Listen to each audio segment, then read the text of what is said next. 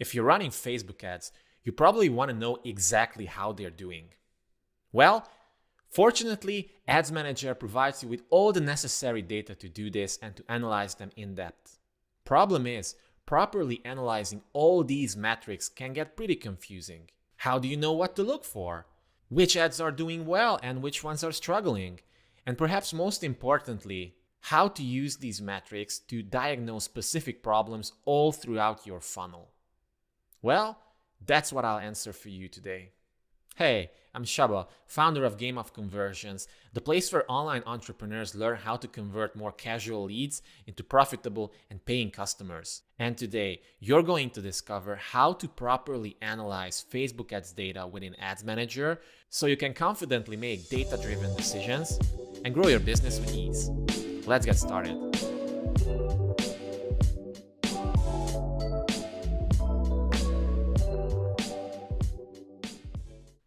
Okay, before we start and get into the nitty-gritty details, I want to clarify something real quick. Tracking is extremely important.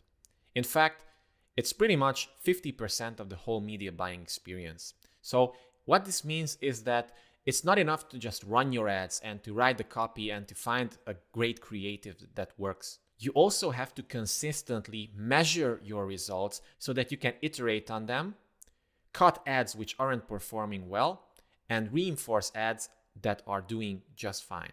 However, there's a problem, and the problem is that reality is often warped even inside Facebook's own analytics tool.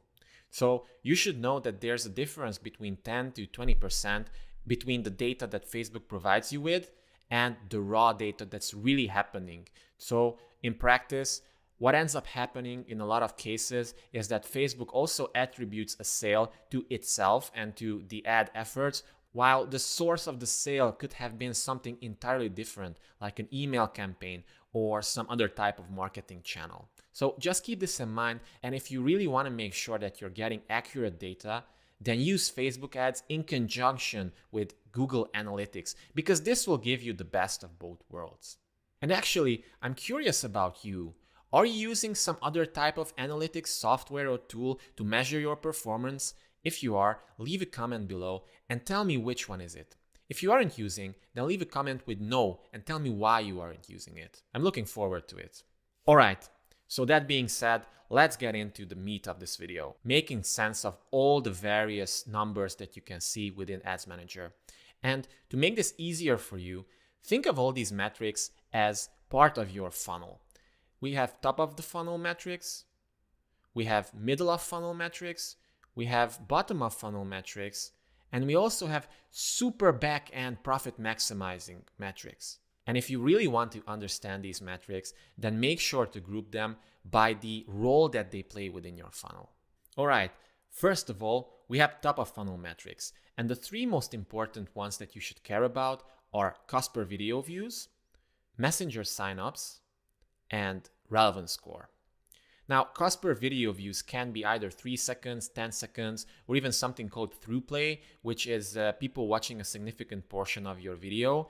And obviously, the idea for this and for messenger signups is to get as low as possible. But you shouldn't really obsess over these metrics, because remember, they're top of funnel metrics. They're not going to ultimately influence your sales that much. However, something which is very important is relevance score.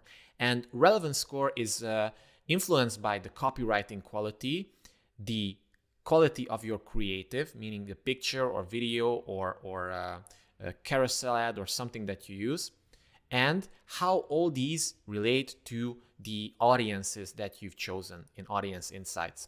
And you want to make sure that the relevance score is as high as possible, because what that means is that your ad is being run to people who are probably interested in these types of things. And the higher the relevance score, the lower your cost per click is going to be. And basically, your ad costs are going to be way less than if your relevance score is low. And a good benchmark, so that you know this, a relevance score of 1 to 2 is considered pretty bad. Something between 3 to 5 is average, and something above 5, maybe an 8, is really good. And that means that your copy and your creative are obviously working with your target audience. So you should definitely duplicate this and try other angles as well, but leave the same essence in place. So basically, to boost these metrics, all you have to do is to experiment with various types of copy and creative and just see what sticks, okay?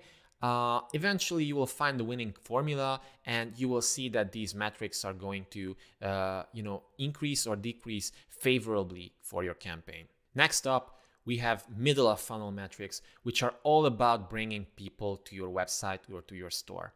And one of the most important metrics here is cost per click. But don't just look at link clicks, because link clicks means people who've interacted with your ad. Maybe they've clicked on read more, maybe they've clicked on the picture. You should look at unique link clicks, because this is what counts at the end of the day. Another important metric is click-through rate. And this is basically the conversion rate of your ad, because this is basically unique link clicks divided by impressions. And the higher this number, obviously, the better you are. However, the average click-through rate is between 1 to 2%. So again, don't obsess over this if you see that it's low. Just know that if it's under 1%, there's definitely room to improve here. If it's between 1 to 2%, it's pretty average. And this also depends on various industries. And if it's higher than 2%, then you have a pretty good ad, which obviously is working, and the copy and the creative are connecting with your audience again. And what about cost per clicks? Well, cost per click is also very relative. It can range anywhere between $0.50 to like $5. It depends on the niche, on the industry, and the strength of your ad.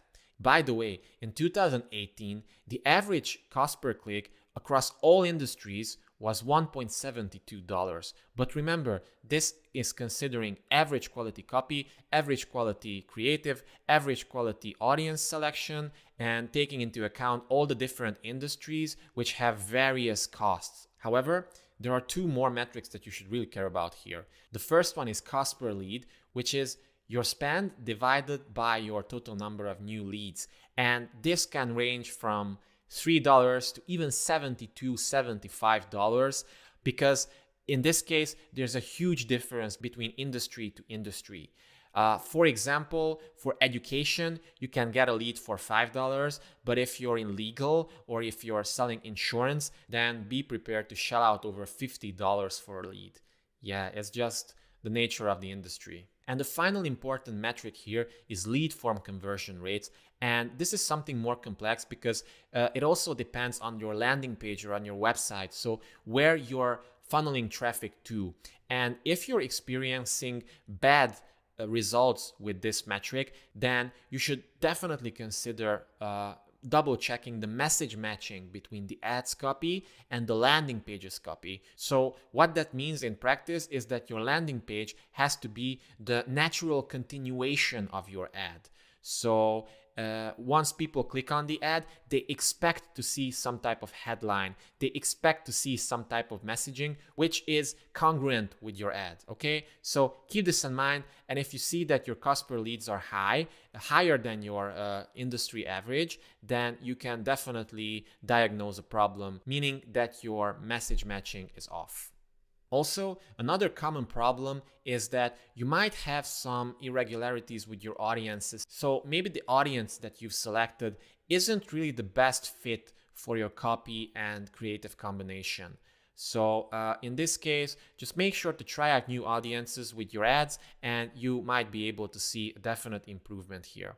And regarding the landing pages, make sure to use some type of heat mapping software like Hotjar or SmartLook, because this will allow you to really see what people do once they land on your website, how they interact with your elements, how they scroll, what they click on, and this will give you a much better chance to understand what they want to see, what they want to read, and how to give it to them so that your conversion rates increase. All right, next up, we have bottom of funnel metrics. And these are the real money makers. So these metrics will show you how well your ads are generating new customers for you. And the most important metric here is cost per acquisition. And you should definitely focus on this one if you're in e-commerce, because it's the prime number that you should be after. And if your cost per acquisition is around 85% of your average order value, then you're in a good pace. If it's higher than that, you're probably going to lose money. If it's lower, then you're probably that more profitable. Another important metric that ties in very closely with this is revenue per visitor, and you obviously want to maximize this.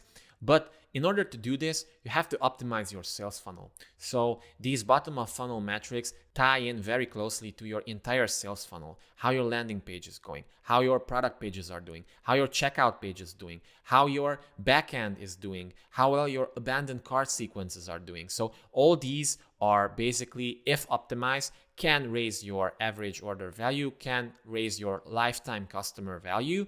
And you should definitely strive to maximize these, because then your cost per acquisition, even though it may be a little bit higher, it can be justified. So what to do if your cost per acquisition is too high? Well, the first question to ask is your offer compelling enough? Because what ends up happening in a lot of cases is that companies try to sell or promote something that people simply don't want. So if your offer is not good enough, if people don't desire it, then your cost per acquisition will inherently be high. So try to switch up your offers a little bit, offer another type of product or course or some type of offering, because people might be more receptive towards it. Also, you should definitely diagnose sales funnel related problems. So make sure that your upsells, cross-sells, profit maximizers, downsells, they're all working in tandem, and they're all working as intended, so that you can squeeze every little bit of profit from that customer, so that your numbers also look better. You can definitely use heat maps for this as well, to discover again how customers are interacting with your site and what they do at various stages of the funnel, so that you can optimize places which are underperforming. And it's basically just a numbers game. You have various conversion rates at different parts of your funnel, and you just have to try to raise these individually as best as you can. That's it pretty much. And finally, we have retention and monetization metrics. And this ties in very closely with the bottom of funnel metrics, because this will be all about maximizing that lifetime customer value and that average order value. And what you should definitely look out for here is return on investment on the long run. So in the third stage, you looked at immediate return on investment, and now you should look at return on investment over 7 days and even over 30 days, because it might happen that somebody clicks on your ad, they don't buy anything for 2 weeks, and then they buy something, and then they buy something else, and then you get to upsell them to something else again. And all of a sudden, they've bought 3 things from you 3 weeks after they've seen your ad. And this counts towards your long-term return on investment. And why should you care about this? Well, because this allows you to do more advanced stuff, like maybe getting new customers at an immediate loss. But you can afford this because you know that eventually you're going to convert them into repeat buyers, and they're going to make up for that initial loss. However, please be careful with this, because you have to have really, really solid metrics and a very well-oiled sales machine, basically a revenue generating engine that's fine-tuned for conversions in order to pull this off. You have to know your conversion numbers very reliably at various stages of your funnel to do this, because otherwise you might very easily end up losing money with your Facebook ads. However, if you really know that your funnel is working fine and it's fine-tuned for all these additional conversions, then you should definitely experiment with these profit maximizing ads, because even though they might be unprofitable in the extreme short term, they will become profitable in the long term. Basically, just ask yourself, can I take a short-term loss to acquire long-term customers? If you can, feel free to experiment with this. If not, then make sure to just stay with the basics and you'll be just fine. So great. Now we've covered all the performance metrics that you should really care about. Does this mean that you should track all of these closely and keep an eye on all of them? Fortunately, the answer is no, unless you have a dedicated analyst or you want to act like the analyst within your company. Because the truth is that you should concentrate on performance metrics for your specific campaign objective.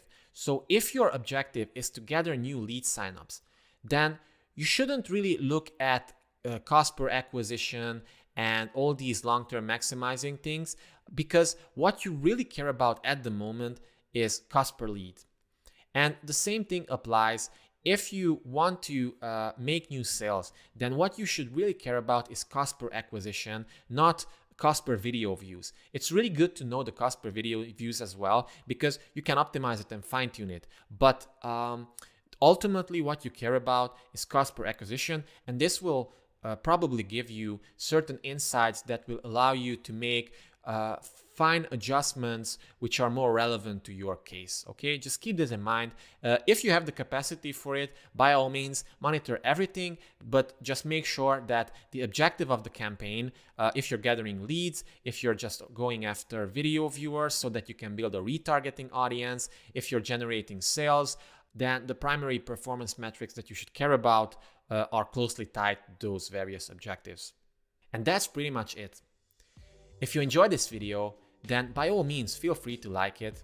And in case you loved it, then I invite you to subscribe to my channel, because I'll be posting videos such as this on a regular basis. Also, if you want to get exclusive online marketing techniques that I only share with my subscribers, then head over to gameofconversions.com and sign up for my ever-growing conversion optimization toolbox, because it's free and you're gonna enjoy it. And now it's your turn. Let me know your experiences with these metrics, which ones are you tracking, which ones you aren't, and your results with them. Leave a comment below and just feel free to let me know. So, thank you for watching and see you in the next one. Peace.